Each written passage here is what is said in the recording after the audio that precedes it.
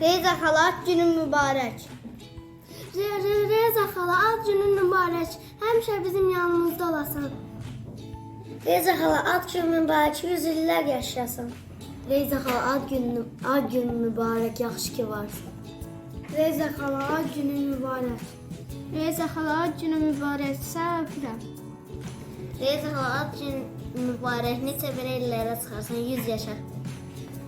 Reyza xala, ad günün mübarək. Reyza xala, ad günün mübarək, səni çox sevirik, 100 yaşa. Reyza xala, ad günün mübarək, 100 yaşa.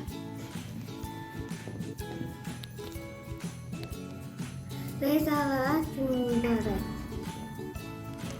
Günəbə xanım, ad günün mübarək olsun. 37 yaşın mübarəkdir. Reyza xala, ad günün mübarək, 100 yaşayasın. Reyza xala, ad günün mübarək, 100 yaşa. Reyza xala, ad günün mübarək, səni çox sevirəm. Reyza xala, Ad günün mübarək, 100 yaşa.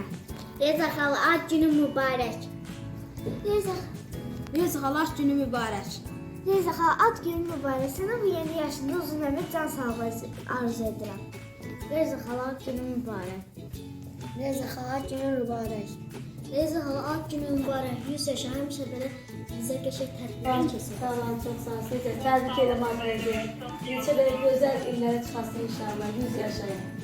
Sizi seviyorum. Ad günün mübarək. Sağ olasın.